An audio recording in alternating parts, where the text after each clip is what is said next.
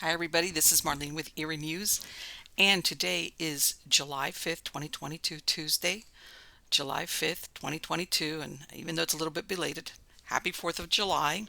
Of course, I was barbecuing and having a good time. That's why I couldn't read any news. But anyway, let's get off to the races, shall we? The strange races, anyway. And the first article that we're going to look at, it's out of Eerie News, and it's titled 17th Century Beeswax Wreck Recovered Off the Coast of Oregon. A discovery of ancient beeswax found on the Oregonian coast at Nehalem was reported in the newspapers throughout the years. It was assumed it came from a wrecked vessel that foundered on its way to a Catholic monastery in California. The wax was etched with Latin words. During the 1800s, there were different theories where chunks of beeswax washing on shore were coming from. First, it was assumed it might have come from the ship Peacock, wrecked on the Nehalem Bay sandpit. It carried beeswax among its cargo, which was strewn along the beach. However, William Savage, a pioneer in the area during the 1840s, said the brig of war Peacock was wrecked at the mouth of the Columbia River in 1842. Then there was controversy if it was beeswax or mineral wax. However, the wing of a bee was found embedded in the wax, providing evidence of what it truly was. By 1922, it was reported that chunks of beeswax were sent by Emil G. Goodell of Manzanita to the Oregon Agricultural College. In 1961, the Shell Oil Company issued a report stating the beeswax found in the sand dune of Nehalem Peninsula were about 430 years old. They tested a specimen at their laboratory in Texas after it was sent to them by the Tillamook County Chamber of Commerce. Some believed it came from the cargo of the San Francisco Xavier, a Spanish galleon which wrecked in 1705 as it was headed from Mexico to the Philippines. Dr. Cook, who taught at Castleton Teachers College in Vermont and was in the process of writing a book titled The Spanish in the Pacific Northwest, saw a picture in the newspapers of Alex Walker holding a piece of beeswax he had found. He said, "From the marking, it is undoubtedly from a Spanish ship which visited the area in the early days. It appears to be one of the largest and best preserved pieces in existence." He said that beeswax was once found along the coast in large quantities, but it was destroyed by those who didn't realize what they had found. These specimens came from Spanish ships that were wrecked off the coast. The Santo Cristo de Burgos left Manila, then a Spanish colony, on what was supposed to be a normal trading voyage. It sailed into oblivion until 2022. The galleon had filled its hold with beeswax, Chinese porcelain, and silk bound for Mexico. Somewhere in the northern Pacific, it ran into some type of disaster. 7 years later, an earthquake measuring 9.0 on the Richter scale swallowed part of the Oregon coastline and then returned it inside a tsunami. This event was known as the Great Cascadia Earthquake. The galleon and its cargo were thrown onto the shore coastline, among all the other debris returned to the shore. The Maritime Archaeological Society researched legends of a burning ship and its survivors retold by the Nehalem Indians. It involved tales of lost treasure and locals finding pieces of Chinese porcelain shards along the shoreline. According to the oral histories of the Nehalem Indians, crewmen from the ship lived with them for some time, leaving descendants who are in the area until this day. Other stories contradict this version, in which the crew who survived the wreck were killed by the natives. Examination of the porcelain proved they came from the Zhangzi period of the late 17th century, which corresponded with a time period the ships were sailing between Manila and Mexico. According to Spanish naval records, 2 galleons were lost during these years. It was the Santo Cristo de Burgos, sailing from Manila to Acapulco, and the San Francisco Javier, lost in 1705. However, examination of large wooden timbers recovered in coastal sea caves find a date to before the tsunami, ruling out the San Francisco Javier. Radiocarbon dating on the wood indicated it was built in the 1650s from Asian lumber. The earliest reference to the wreck date back to 1813, when fur trader Alexander Henry said the local Clatsop tribe were trading large amounts of beeswax they said came from a shipwreck near Nehalem Bay. Teak from the ship's lumber were used to build furniture and souvenirs. Much of the beeswax was marked with Spanish shipping symbols, and wings of bees native to the Philippines were found trapped in the wax. It is a mystery why the galleon was sailing off the coast of Oregon, north of its route to Mexico, unless it was damaged and drifted off course. In 2006, a group of archaeologists from the Maritime Archaeology Society started the Beeswax Wreck Research Project, using the shards of Chinese porcelain recovered thus far by beachcombers. A group of volunteers were looking for clues through the local lore that had accumulated through the years about the beeswax wreck.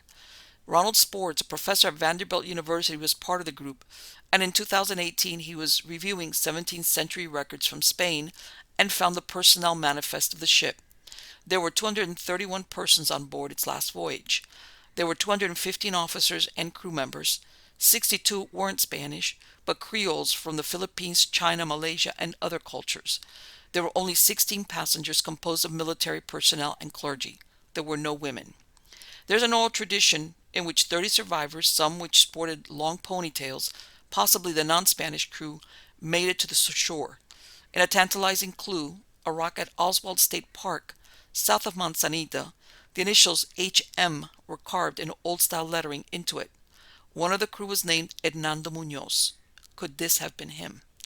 Could the story that all who survived and made it to the beach were killed, or were they instead integrated into the tribes living there, leaving descendants in the area?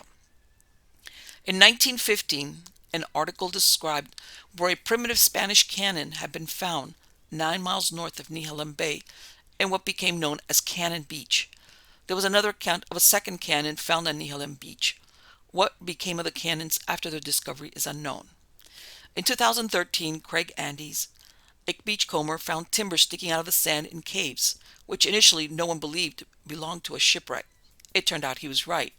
A waterlogged beam was turned over to archaeologists in 2020, hoping it would provide more answers to the centuries-old mystery. All except the final resting place of the Santo Cristo de Burgos. Experts believe the lower hull of the galleon is somewhere offshore. In 2022, more pieces were recovered and are the first piece of physical evidence to confirm its existence. The numerous stories circulated about the lost ship caught the attention of director Steven Spielberg. This was the jumping off point for the idea behind the 1985 movie The Goonies, where a group of kids use a map to find the hidden treasures left behind by One-Eyed Willie, a 17th century pirate. Isn't that great? I love this story because for over 100 years, people have been finding artifacts that it's not like usual debris that comes out of the sea. All right? And again, there's one mystery. Why was it drifting so far off course? It was going from Manila, from the Philippines to Acapulco, which is much further south. Okay? And what happened?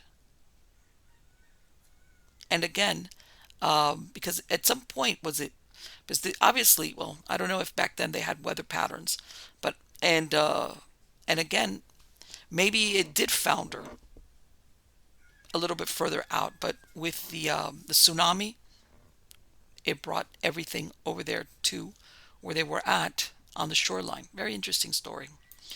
All right, this is a story out of Vice, and it's titled "First Responders Are Testing Futuristic Jet Suits." I think that's so cool.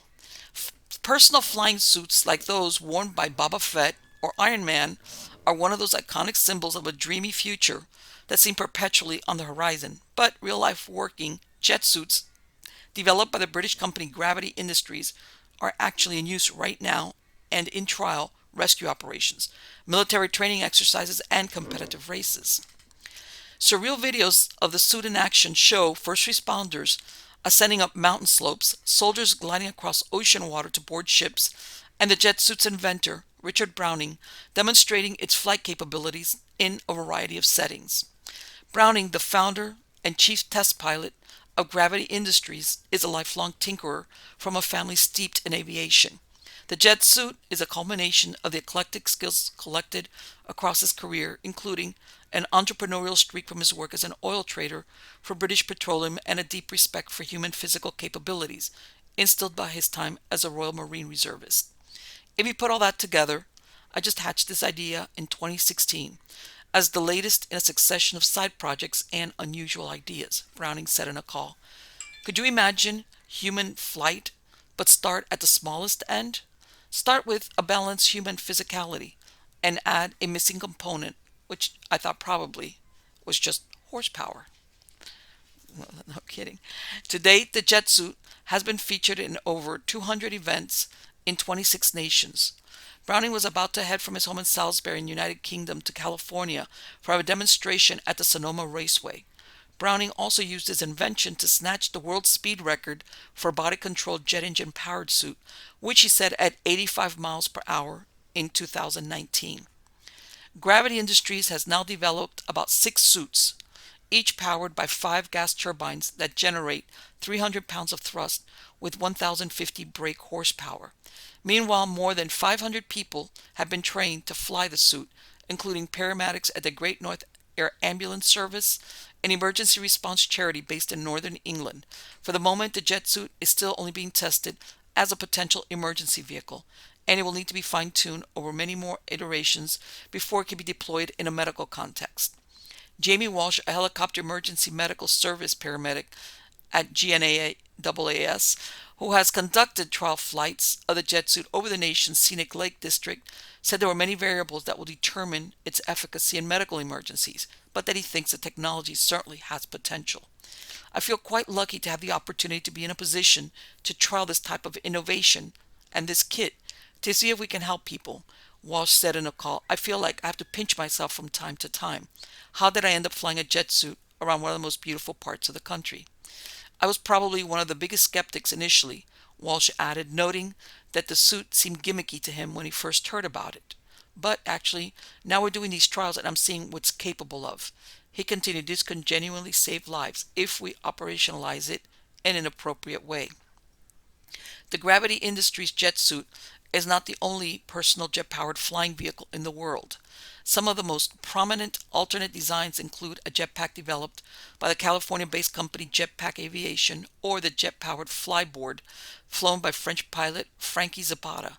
But Browning's version differs in part due to the turbines attached to the hands, which enables pilots to maneuver with a posture similar to leaning on a desk.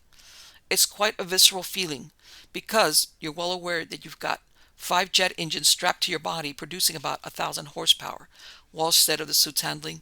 When you're watching someone flying, it's really loud. It sounds really raw and almost untamed, but actually, when you're in the suit and you're in that bubble, you've got your earplugs in and your helmet on, it's quite calm and graceful almost when it is done well.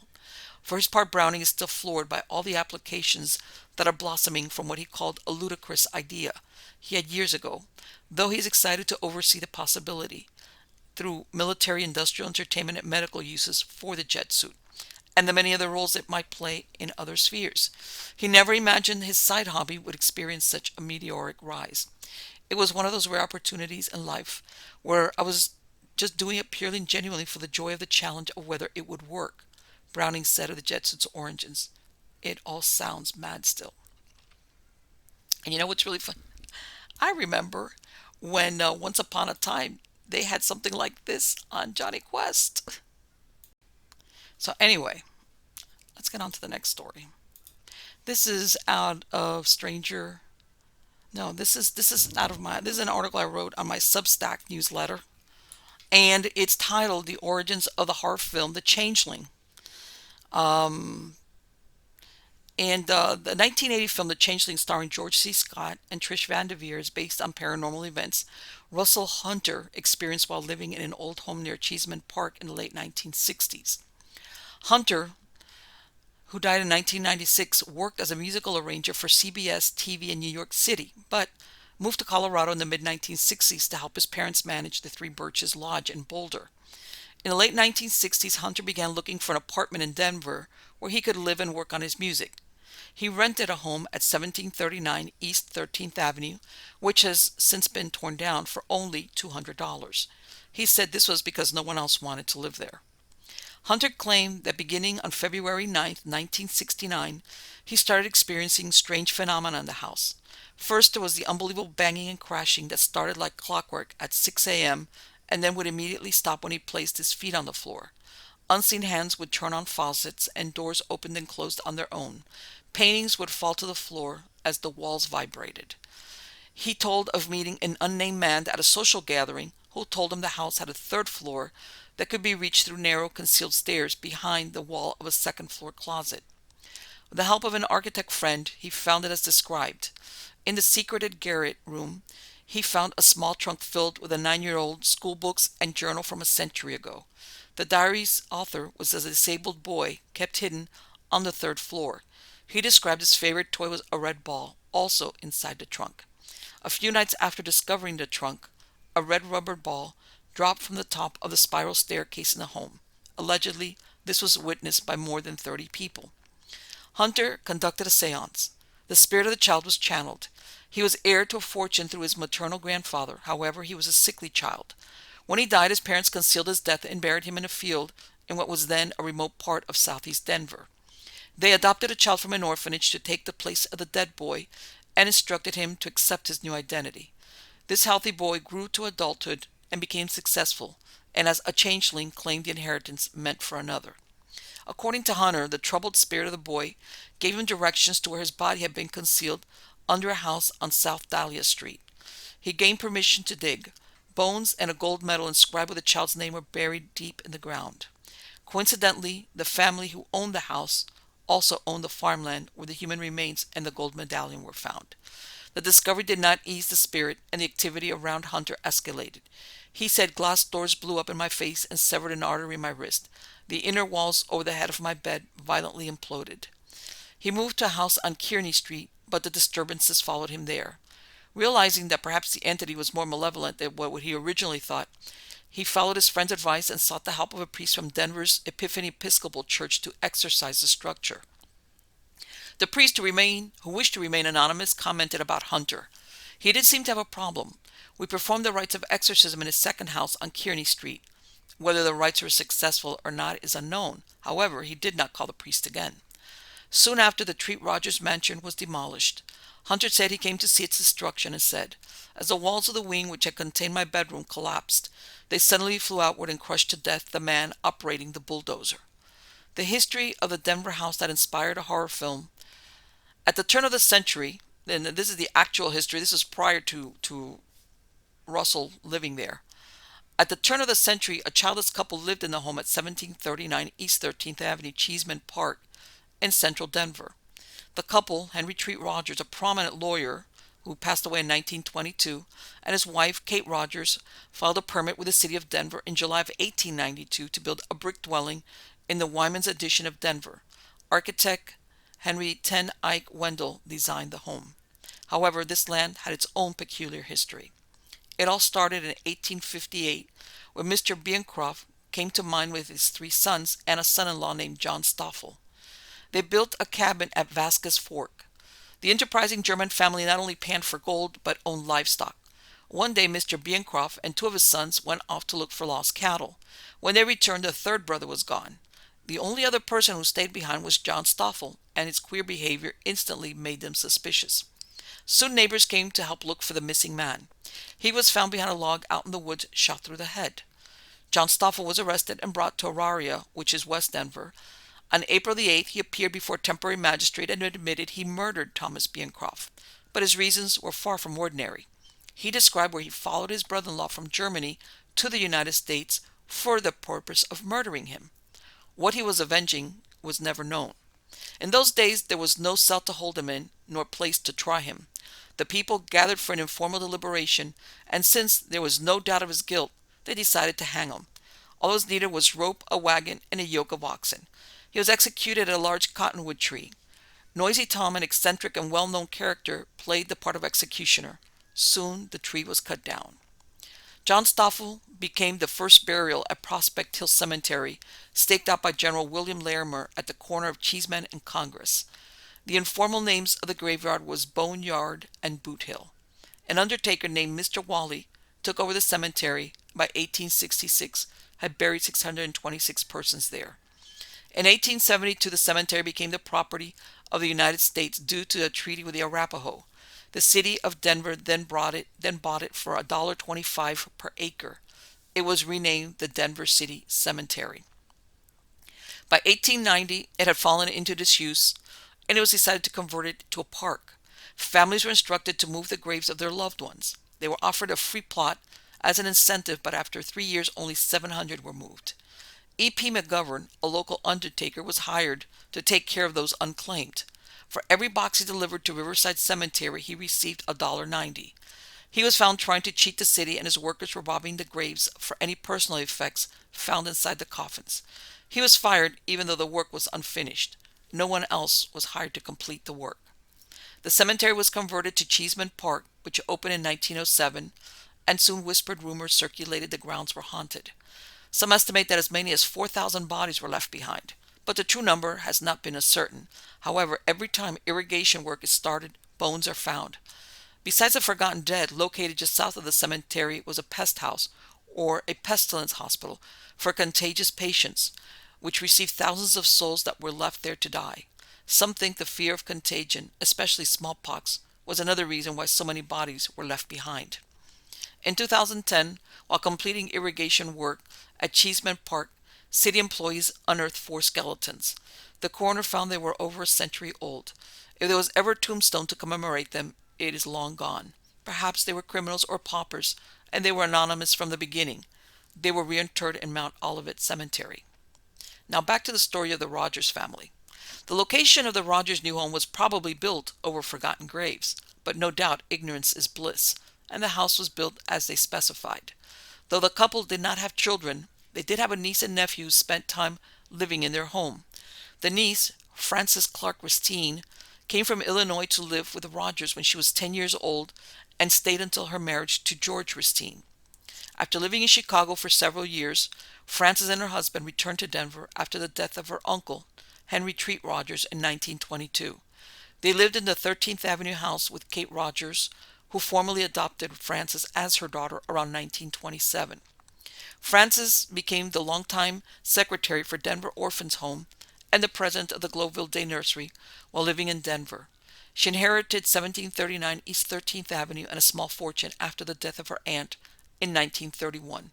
She followed Mrs. Rogers to the grave after only 3 years. Her husband, George Washington Restine, inherited the money. He died in 1966. Frances Ristine's brother, Henry Treat Rogers II, graduated from Yale in 1914 and came to work in his uncle's law firm, Roger Ellison Johnson, around 1916. This younger Henry Treat Rogers also lived in his uncle's house on 13th Avenue. However, he enlisted in 1917 to fight in World War I and never returned to the house. He died in 1918 at the age of 25.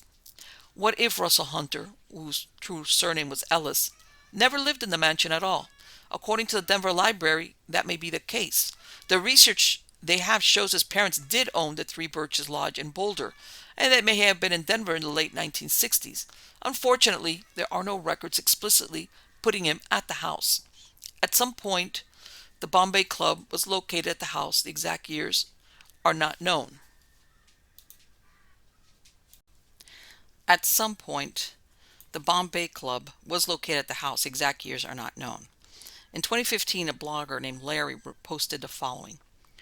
My family, parents with 7 kids, moved into this house in 1959 when I was 8 years old. It was a huge house with 2 separate staircases leading to the second floor. One with a halfway landing and the other was an enclosed spiral coming off the kitchen for servants. I never experienced any paranormal activities. Perhaps the ghost enjoyed the company of all the children. In a strange coincidence, Peter Medak, the director of the Changeling, became fascinated with the story because of recent deaths in his family. His older brother died, and in 1971, his wife Catherine Lacomance Medak, 28, committed suicide by jumping from a 4th-floor apartment in Harley Street, Marylebone, London. She fell into a basement area and was pronounced dead upon her arrival at Middlesex Hospital. Her husband was away visiting his mother. And in 2021, a blogger, Frost MCC, wrote, when I was 9 or 10, I used to bag Mr. Hunter's leaves. He lived down the street from my family with his black dog Loki. His house was filled with antiques and a large piano, which he played well. I witnessed a few interesting situations at his home. The story he told me was of a little boy who was killed by a coal cart in front of the mansion. The boy's name was Eric. That was the spirit that haunted the mansion and supposedly followed Mr. Hunter to his new residence near me. Great individual. I moved in 88, never saw him again. I believe he passed in 94. Which, you know, this dovetails a lot of when you see the actual Changeling. There's all these, like a good writer, he incorporated his own personal experiences into the storyline. Okay, which is, the death of a child, by a cold cart, which they mistakenly think is the ghost. And there's one part here that I did see that at some point Russell Hunter claimed that the family that had owned the land and the other piece of land were out to get him. They were trying to put out a hit on him because of the book, because they said it was too close to the truth, and that they had basically and tried to deep six his book. Which, by the way, it's true. The actual book or anything having to do is very hard to find. And I don't know if this guy was paranoid or he was just thinking this would make a good selling feature. But anyway, I think that's super interesting. Where I mean, I love the Changeling. I think the Changeling is one of the best ghost stories out there, and of course with George C. Scott. But besides that, there is some type of, what can I say, a flavor of the truth behind there somewhere. All right, now let's go on to, this is out of Vintage News, and it's titled "The Dark History Behind Mississippi's Famous Turning Angel Statue." A 1908 explosion in Natchez, Mississippi rocked the city to its core. The casualties of the explosion were buried at the famed Natchez Cemetery, and today there stands a statue to protect those whose lives were lost. The Turning Angel statue may watch you as you pass. You would have to see it to believe it, as it's both creepy and fascinating. At the corner of Main and South Union Street stood the Natchez Drug Company. The building, which was originally called the Temple Opera House, was purchased in 1904 by John H. Chambliss, the president of Natchez Drug Company. On March 14, 1908, the five-story brick building experienced a gas explosion that caused the entire structure to collapse. That morning, employees of the Natchez Drug Company complained of the smell of gas in the building. A plumber was called for, Sam Burns, and when he arrived in the afternoon, he began to look for a gas leak. Using the light from a candle, he searched the basement. Unfortunately, he was successful at finding the leak. The explosion caused by the gas meeting his lit candle ripped through the entire building. Some employees of the Natchez Drug Company were still working while the plumber was searching for a gas leak. As a result, many employees perished in the explosion. Among them were 5 young women, the youngest being only 12 years old. The explosion absolutely devastated the city, but it also had a significant effect on President Chambliss as well. He was upset at the loss of his company, which went out of business following the explosion, but he was utterly heartbroken at the loss of life the explosion had caused. In an effort to share his condolences with those who lost loved ones in the explosion, Chambliss bought a lot at the Natchez Cemetery and paid for the cost of the girls' burial. Their tombstones simply read their last names. So to commemorate those young women further, he commissioned the creation of a stone angel. The angel was placed in a location that makes it seem as though it is watching over those 5 tombstones. The stone angel has become an attraction in the historic Natchez Cemetery. City lore says that the stone angel actually turns to look at cars passing by on Cemetery Road. As if driving by a cemetery at night wasn't spooky enough, some believe that the angel watches as you pass by. Said to be most visible at night as cars drive around the bend in the road, some say that the angel's face follows the glare of their headlights. This has given the statue the nickname the Turning Angel. On January 23, 2020, the Turning Angel was found damaged, lying on its back on the ground. Workers of the cemetery found the monument there and contacted police. Through surveillance cameras, it was determined that someone had vandalized the statue by rocking it back and forth until it fell off its pedestal at 1 a.m. that morning. The damages to the Turning Angel are estimated to be approximately $40,000. A fund has yet to be set up to raise donations to restore the monument to its original beauty and rightful place, watching over the 5 young ladies whose lives were tragically lost in the Natchez Drug Company explosion. I think this is a so interesting story, but it makes you wonder what kind of person does this? A statue of an angel that was placed to commemorate 5 girls that were killed in an explosion over 100 years ago? One of two things. Either someone that's not well in the head, and let's leave it at that, and's got nothing better to do, too much time on their hands, or somebody that's not well in the head, but has a dislike. Let's go that way. A dislike of religious as in angel things. Okay, in other words, they have a leaning towards the darker side. And this is like going out there and doing something for their side. Ah, maybe it's a little bit out there, but maybe not as much as you may think. All right, the next article is out of Mental Floss, and it's titled Eight Supposedly Cursed Books. Before there were newfangled conveniences like cursed phone numbers and sinister Kleenex commercials, people had to make do with plain old cursed books. You never knew what genre they might be lurking in. There were the obvious possibilities like grimoires and other magical texts. But stories of curses have also been attached to novels, encyclopedias, historiographies, and even poetry collections. But considering their relative scarcity, your odds of avoiding cursed books are pretty good. Back in 2010, Google estimated that 130 million unique books had been published so far, and the number has grown considerably in the last 12 years. But when author J.W. Ocker was putting together his 2020 book, Cursed Objects, he struggled to find books that were cursed enough to make the cut. One of my criteria for determining a cursed object of any kind for my book was, is there a body count? Ocker tells Mental Floss, and I don't think I ever came across a cursed book that had one. Another problem, Ocker says, is that when we talk about cursed books, what we're describing usually isn't a curse in the traditional sense of the word. Every time I came across a cursed book, it wasn't actually cursed, he explains. It was more like supernaturally dangerous, like a spell book. For instance, owning or coming into contact with a book didn't cause harm or misfortune the way, say, a cursed chair or vase would. Instead, if you tried the spells in the books, the spells were dangerous. Ocker notes that there are also the matter of the curses medieval scribes would attach to the books they painstakingly wrote by hand. But those were meant as theft deterrents. There's no evidence they actually worked, so they didn't count for this purpose. Every now and then, though, a book gets a bad reputation. Maybe misfortune seems to follow it wherever it goes, or maybe an urban legend catches on in some creepy corner of the internet. Or maybe, and here's where things get especially interesting, representatives of powerful institutions simply don't want the book to be read. From a diabolical Bible to a mournful Japanese war poem, there are 8 texts that have been blamed for madness, misfortune, and death. Number 1 is the Codex Gigas. If cursing power were based solely on a book size, the Codex Gigas, aka the Devil's Bible, would probably be the most dangerous book ever written. Weighing in at 165 pounds and measuring about 3 feet in height, the roughly 800-year-old tome is thought to be the world's largest surviving medieval manuscript. Codex Gigas literally means giant book. The manuscript's exact origins have been lost to time, but historians believe it was written at some point between 1204 and 1230 in the Kingdom of Bohemia, part of what would become the Czech Republic.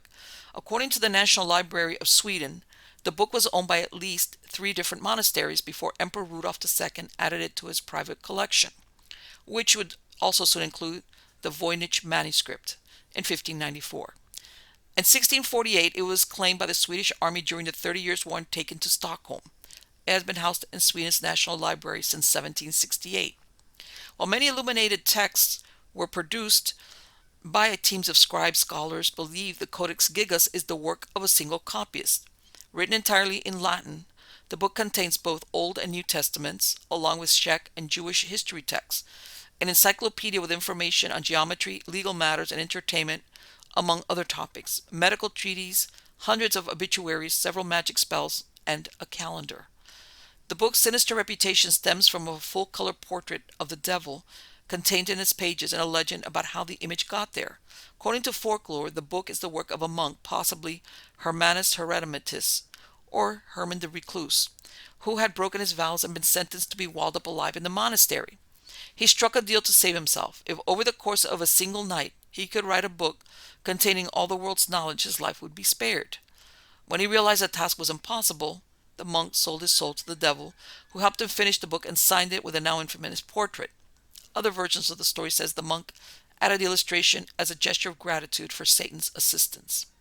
There are several tales of misfortune attached to the Codex Gigas, but the curse seems to be fairly benign, considering the book was supposedly co-written by Beelzebub. One legend dating back to at least 1858 maintains that a guard was institutionalized after being accidentally locked in Sweden's National Library overnight.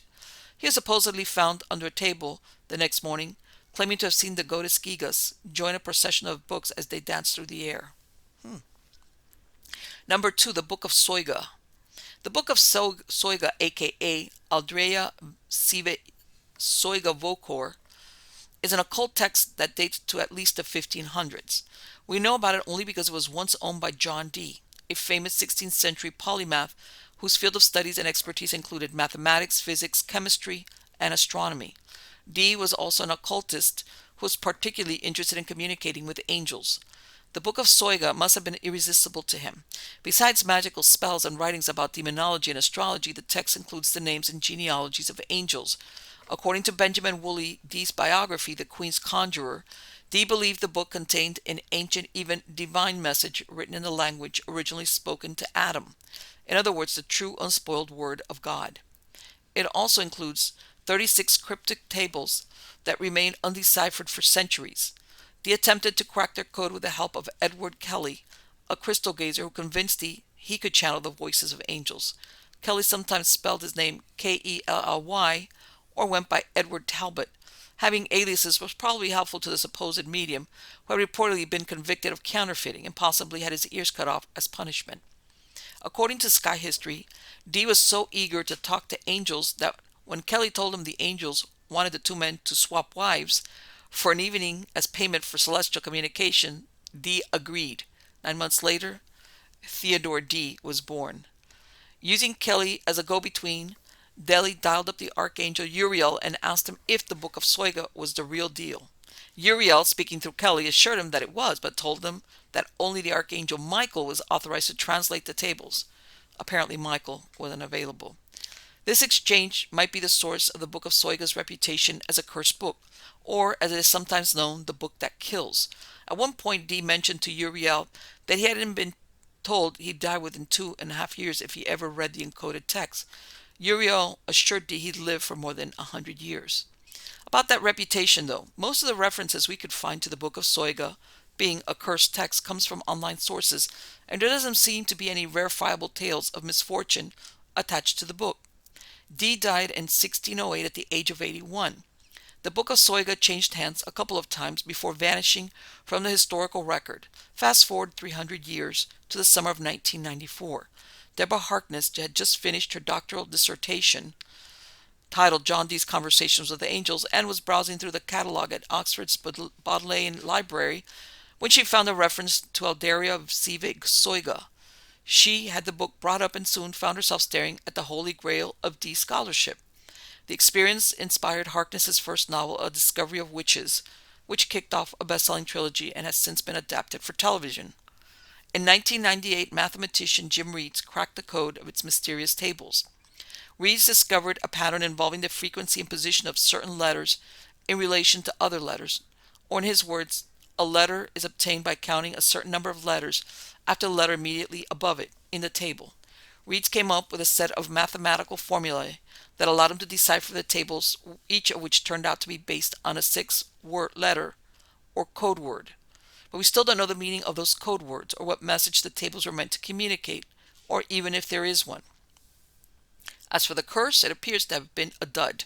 According to Google, scholars Reeds was still publishing at the least as late as 2010. The Book of Bramelin. This one should sound familiar to horror fans. It played a pivotal role in the 2016 film festival standout, A Dark Song. The Book of Abramelin, or more formally, the Book of the Sacred Magic of Abramelin the Mage, is a Jewish magic text that is thought to date back to the 14th or 15th century, but it owes its current notoriety to the 19th and 20th century magicians who made up the Hermetic Order of the Golden Dawn. One of the order's founders, S.L.M. Mathers, created the book's first English translation in the 1890s, working from a 1750 French version. According to writer and occultist Lon Milo Duquette's foreword to a 2006 edition, Mathers' translation caught on with his peers, and the Book of Abramelin, or simply the Abramelin, as it's known in the magic community, became a key text of modern occultism, supposedly helping to inspire Aleister Crowley's system of magic. The centerpiece of the Abramelin is an elaborate multi-month ritual aimed at allowing the sorcerer to commune with their holy guardian angel, essentially their celestial other half. The trouble lies in what happens after a 3-day period in which the mage is locked in blissful intimacy with the angel. Duquette writes, once the honeymoon is over, the sorcerer must summon up and conquer each and every unredeemed spirit of the infernal regions. In other words, one might surmise all the demons of hell. Supposedly, the angel would be there to coach the magician through all that conquering. but still sounds really hard.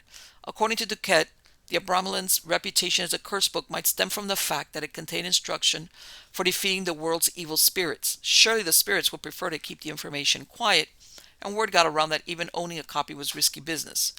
But it might be worth a gamble. Besides, how-to guides for summoning angels and demons.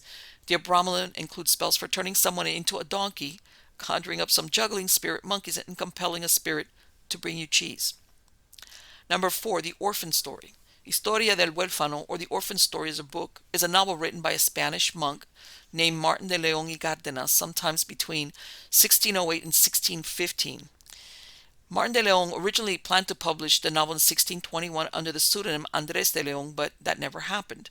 According to The Guardian, it's been speculated that he left the book unpublished because he feared it would damage his standing in the Roman Catholic Church. He was appointed Bishop of Trivento in 1630 and Archbishop of Palermo in 1650. The book was long thought lost, but in 1965, a Spanish scholar found what was thought to be the only surviving copy in the New York archives of the Hispanic Society of America. There were several attempts to publish it, but none of them worked out, and rumors began to circulate that the Orphan Story was cursed. The project eventually found its way to a Peruvian philologist named Belinda Palacios, who spent 2 years preparing the manuscript for publication. Soon after she signed on to edit the book, the warnings began.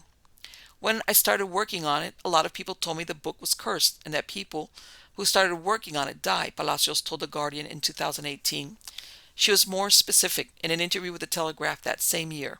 It's taken a while because the people who have worked on it have died, one from a strange disease, one in a car accident, and another of something else.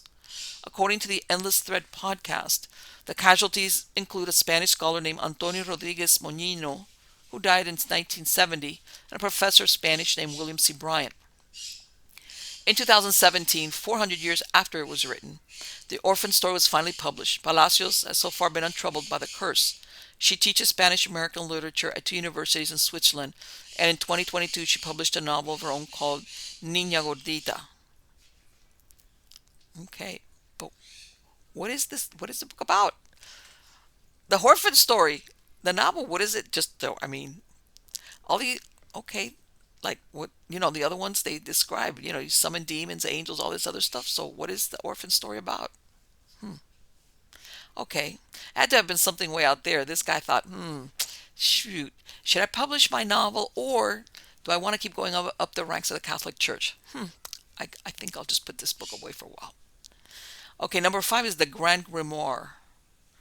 While some stories surrounding allegedly cursed books can be chalked up to coincidence and superstition, some tell another stranger tale, one that's tied to the power of literacy and a conspiracy to frighten people away from books that threaten the status quo.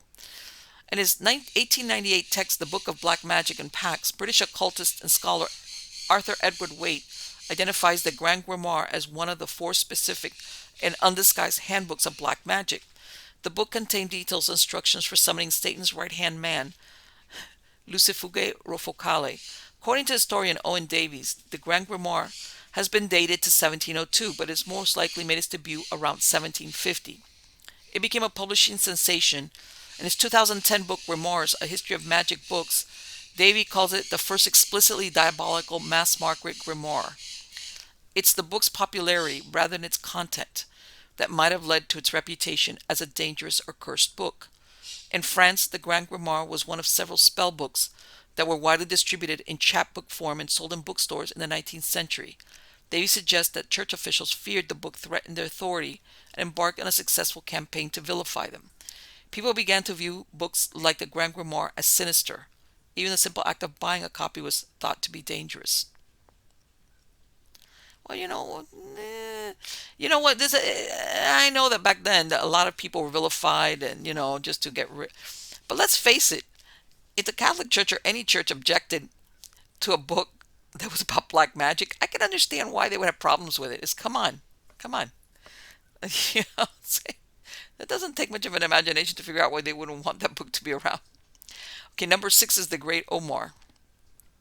The book known as The Great Omar was a custom-made edition of a collection of quatrains by 11th century Persian poet Omar Khayyam, who became known in the West after writer Edward Fitzgerald translated some of his verses in 1859. The book seems to have been relatively untroubled until 1911. when renowned bookbinder Francis Sangorsky put the finishing touches on an elaborate edition commissioned by the manager of a London bookshop. Sangorsky was given an unlimited budget for the project and only two mandates: that the final product be worth whatever price Sangorsky decided on, and that it be the greatest modern binding in the world. Sangorsky labored over every detail for 2 years. To get design elements right, he borrowed a human skull for reference and bribed a zookeeper to feed a live rat to a snake so he could see the angle of his jaws as the reptile fed. According to the BBC, he used 100 square feet of gold leaf, 5,000 pieces of leather, and more than 1,000 precious gemstones, including rubies, topazes, and emeralds. But once it was finished, the commissioning bookshop, which priced it at £1,000 or roughly $150,000 in today's market, had trouble selling it. They decided to give the American book market a try, but a dust-up with U.S. customs officers sent the book back to London. It finally sold at auction to an American buyer for less than half of its original asking price. So the Great Omar hitched another cross-Atlantic ride on the Titanic. 10 weeks later, Sangorsky drowned while on vacation with his family. He was only 37 years old. Sangorsky's masterpiece was never recovered from the wreckage of the Titanic, but the Great Omar was recreated in the 1930s using his original plans. Bookbinder Stanley Bray finished his version just as World War II began. To protect the new edition from German bombs, it was placed in a vault on London's 4th Street, which ended up being one of the first sites targeted by Nazi warplanes. The safe that held the book survived the Blitz, but the book didn't. Temperatures inside the container rose so high that the book's leather and paper components were melted and charred. According to The Independent, only the jewels were spared. Bray was undeterred, and he spent some 4,000 hours over the course of 40 years creating a 3rd edition of the Great Omar. This version seems to have escaped the curse. Bray lived to be 88 years old, and the 3rd Omar is safely housed in the British Library. As for the sources of the book's troubles, some suspect a trio of bejeweled peacocks on the cover. According to the Encyclopedia of Superstition, some cultures believe peacock feathers bring bad luck, and I've heard of that before. I was very surprised because I personally love peacock feathers. Number 7, Written in Blood. Written in Blood is the work of Robert and Nancy Heinel, who spent years enmeshed in Haiti's political turmoil. When the book was published in 1978, Robert Heinel was a retired Marine Corps colonel who had served as a defense advisor to the Haitian government. He and his wife, a London-born journalist, had lived in Haiti for several years when they, as well as other Americans, were kicked out of the country in 1963 as relations... wait a minute, I lost my place here. As relations deteriorated between the United States and the government of Francois Papadoc Duvalier. Heinel's Washington Post obituary says he was declared persona non grata as a result of policy differences between the United States and Haiti's President Francois Duvalier, but stories surrounding the publication of Written in Blood tell an eerier story. According to the Washington Post, Nancy Heinel became so immersed in voodoo beliefs that Duvalier was convinced she was a priestess with mystical powers. Duvalier died in 1971, 7 years before the Heinel's book was published. But according to Vikas Khatri's 2000 book, Curses and Jinxes, Duvalier's widow, Simone, apparently took offense to Written in Blood's unflattering depiction of the late leader and placed the voodoo curse on the book. The Washington Post says the manuscript was somehow lost at the printers, then stolen as it was being sent back to the publisher. When the book was eventually sent for binding, the folding machine malfunctioned. The curse apparently extended to the book's publicity campaign. The first Washington Post reporter assigned to cover it was derailed by an appendicitis. At home, the authors claimed all their non-electrical clocks stopped. Other misfortunes suffered by the Heinels were less benign. Robert was injured when a stage collapsed beneath him while he was delivering a speech, and a few days later, he was attacked by a dog while walking near the couple's Embassy Row home. In May 1979, while the Heinels were vacationing in the French West Indies, just months after Written in Blood was published, Robert Heinel died suddenly of a heart attack. After his death, Nancy reportedly said, "There is a belief that the closer you get to Haiti, the more powerful the magic becomes." If the Heinels were in fact the victims of a voodoo curse, it wasn't the first time the Duvalier family had allegedly turned to black magic to exact revenge on their perceived enemies, according to the Encyclopedia of U.S. Latin American Relations. Duvalier claimed the assassination of John F. Kennedy Jr. in November of 1963 was the result of a voodoo curse he had placed on Kennedy after the young president, suspecting financial malfeasance on Duvalier's part, had suspended aid to Haiti the previous year. You know what? The thing about the JFK, stand in line. I mean, the cast of characters who could possibly have supposedly done it's like, you got to go to the back of the line. All right, number 8, Domino's Hell. Dominos Hell dates back to 1919 when it was included in Saken, a book of poems by Japanese poet and songwriter Saijo Yaso. The poem seems to recount a young boy's journey through hell. It had been speculated that Domino had committed an unforgivable sin and had been damned to hell as punishment. But according to folklorist and translator Tara A. Devlin, Western readers are missing some important context clues and cultural references. And Domino's Hell is more likely an allegory for a young man's deployment to the battlefield where he may have been killed in action. The poem's long journey to creepypasta stardom is thought to have started in 1974 when it helped inspire a film called Pastoral to Die in the Country by avant-garde filmmaker Shuji Terayama. Shuji lived for 9 years after he made the movie, but somehow a legend was born that blamed his 1983 death on Domino's Hell. Liver disease was more likely the culprit.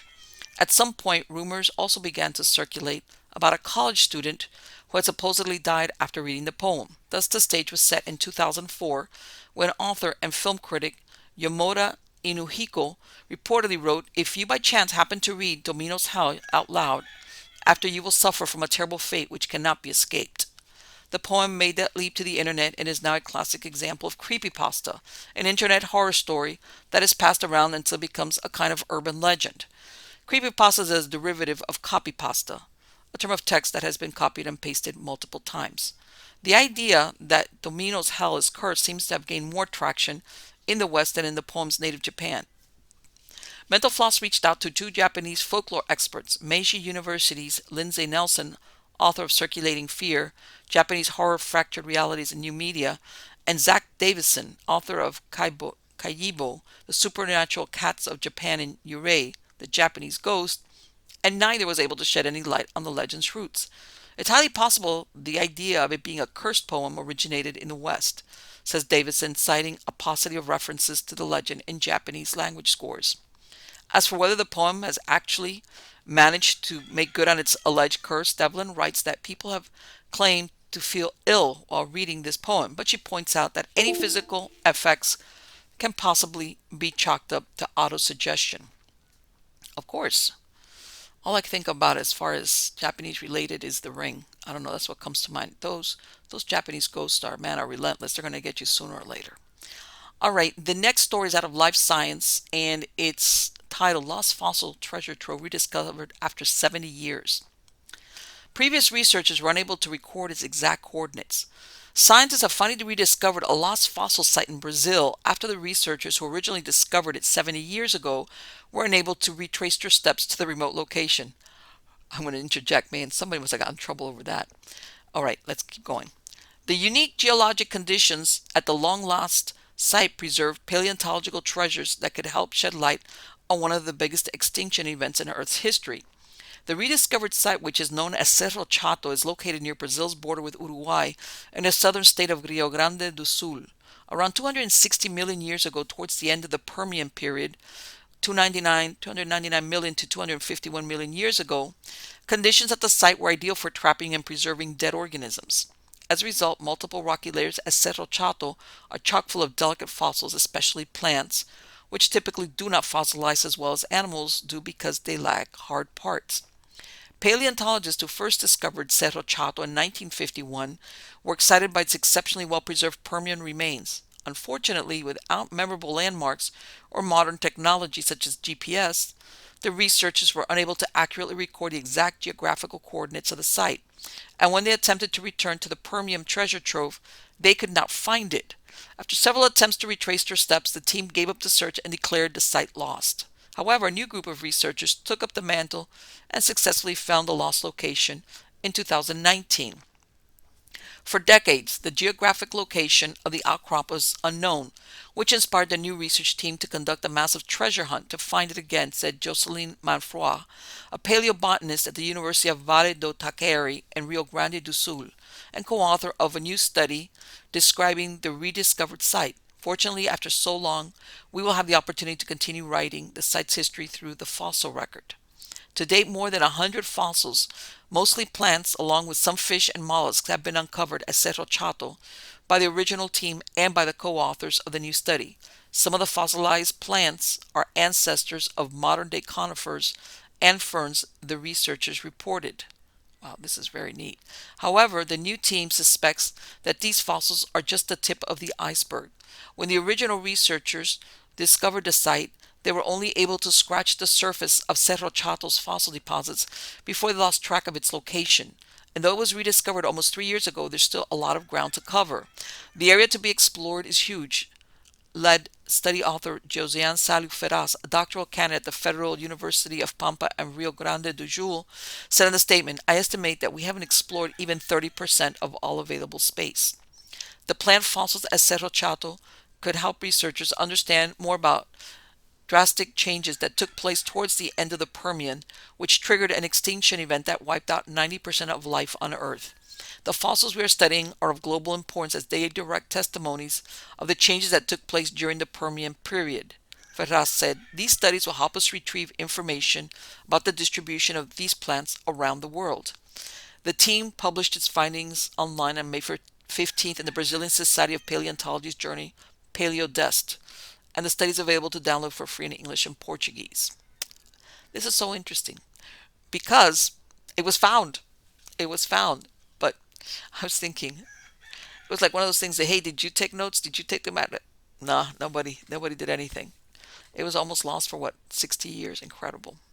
All right, the last article that we're going to go to is out of the Daily Mail, and it's titled "Tomb Linked to King Arthur is to be dug up after 5,000 years undisturbed in an effort to learn more about the magical figure." A tomb dating back 5,000 years that has never been excavated before is said to be dug up. According to legend, Arthur's Stone in Herefordshire has marks where King Arthur fell into his elbows after slaying a giant. The prehistoric monument is formed of 9 stones, topped by a stone which weighs 25 tons. English Heritage says that other sites in the same region have contained many skeletons. Ginny Slade of English Heritage said, "Arthur's Stone is one of the country's most significant Stone Age monuments. This gives a rare and exciting chance for the public to see archaeology in action." University of Manchester archaeologists have already begun removing turf on the site that overlooks the Wye Valley. The same area houses King Arthur's Cave, a limestone cave that can be found beneath a cliff in Lord's Wood in the downward Wye Valley, Wales. Oh, wow. Those who wish to watch the dig are welcome to, but need to book in advance. Arthur is thought to have fought off 5th century Saxon invaders wielding the magical sword of Excalibur. The impressive stones are also rumored to have inspired C.S. Lewis' novel The Lion, the Witch, and the Wardrobe, where Aslan the lion is sacrificed and breaks the stone table. King Arthur of House Pendragon was a legendary ruler of Camelot and a notable British leader. His castle at Tintagel has been visited by millions who flock to see where the man taught by Merlin the wizard lived, despite being mostly remembered through folklore poems and fairy tales. Arthur has also been associated with the Holy Grail and the Knights of the Round Table, which have been reinterpreted and recreated numerous times. Yeah, I believe they've believe that the historical figure of Arthur was around the time that the Romans were leaving Britain, and interesting stuff. I think so. All right, guys, until the next time. All right, and in the meantime, I will see what I can find as far as interesting things to report on, and I will see you soon. Take care.